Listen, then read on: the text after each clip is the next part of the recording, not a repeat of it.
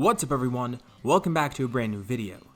On the last part, we continued a scenario that really didn't get a part in a while. Thankfully, it seemed like there was more than enough interest to continue it, so today we're here with part 5.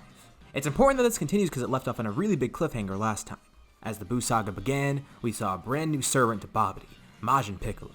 Although, he's likely not going to work with Babidi's interests in mind. We'll see that as this part goes on. For this video, let's let a like goal of 3,500 likes. Once we hit that, I'll continue with another part of this scenario.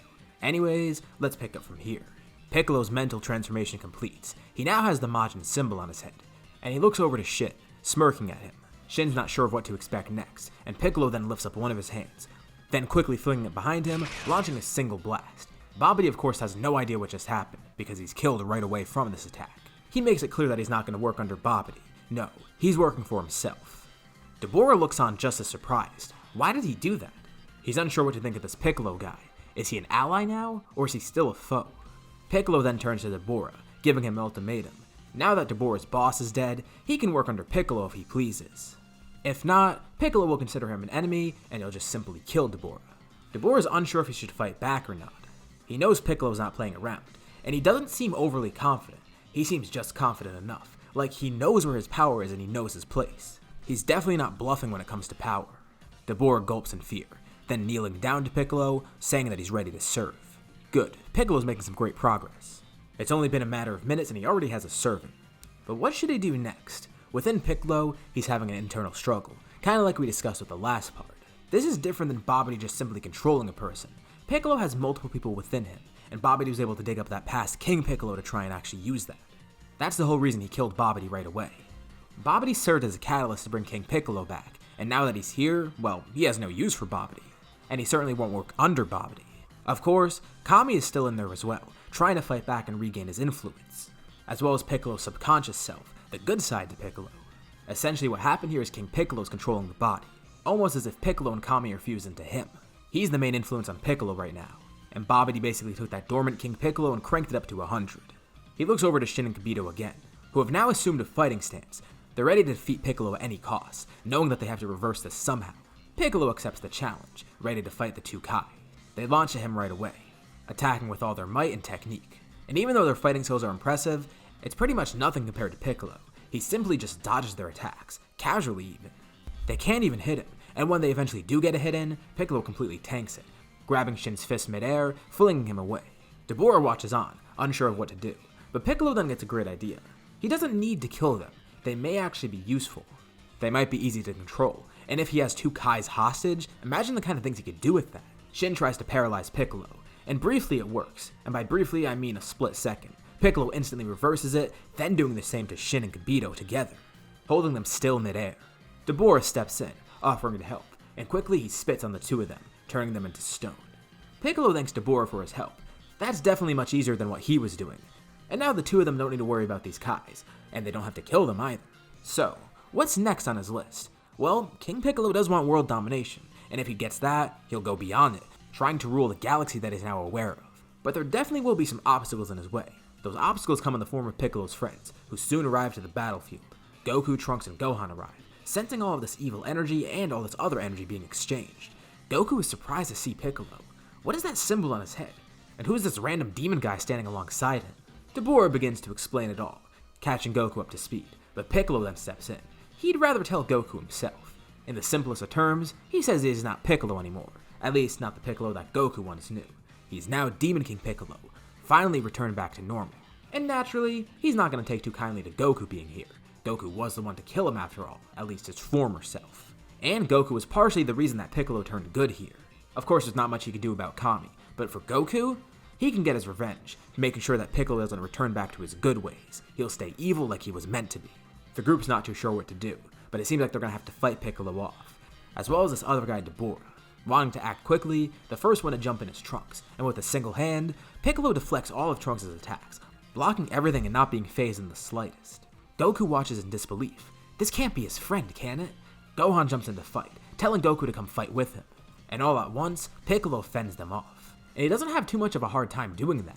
They're amazed at his strength. I mean, they knew Piccolo was already strong, but it seems like he got even stronger from this, and he may have been holding back during their training for all they know.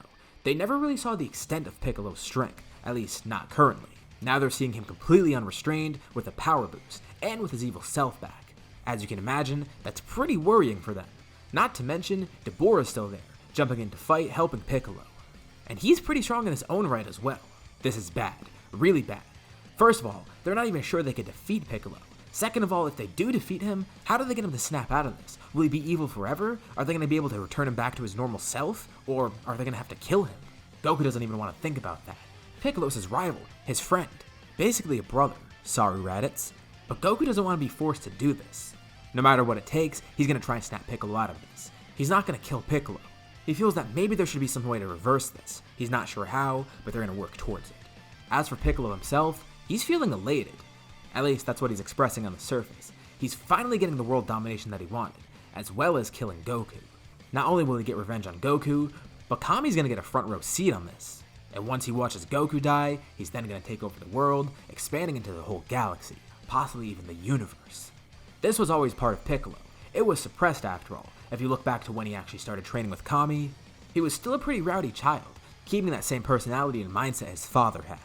And now with it unearthed once more, King Piccolo is fully back. This part of him is finally active again. King Piccolo will reign supreme. Clearly, what the fighters are doing right now is not enough to face Piccolo. They're going to have to do something else. Powering up and transforming would be helpful, but that still might not be enough. Goku and Trunks have the perfect idea though. Goku says sorry to Piccolo as he quickly blinds him and Dabura, grabbing Trunks as they jump back, getting some distance. He tells Trunks not to hesitate and quickly, they need to do the fusion dance. Trunks tells Goku that's a good idea and instantly complies. Gohan tries to get some hits out on Piccolo, and even though Piccolo's blind, he's able to block all of Gohan's attacks, sensing them before they even hit.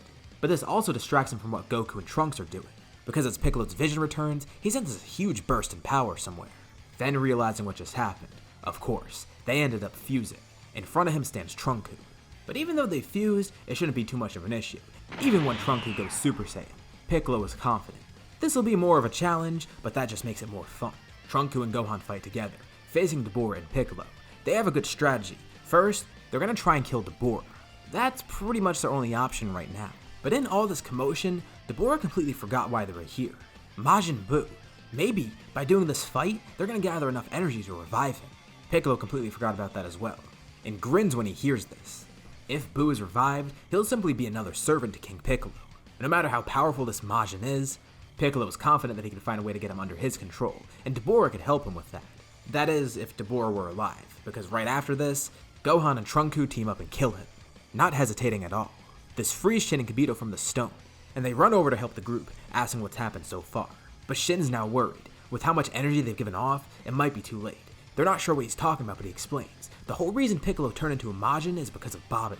And the whole reason Babidi came here was to revive Majin Buu, by getting just enough energy for them.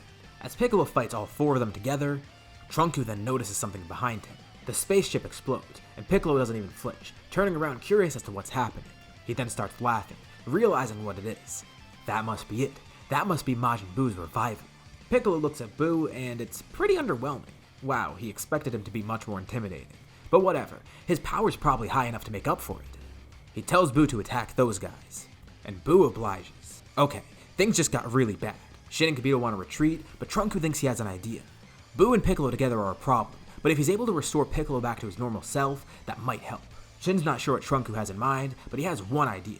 Goku had an attack that he had in mind, one that might be perfect for this situation, and Trunku's gonna have access to this.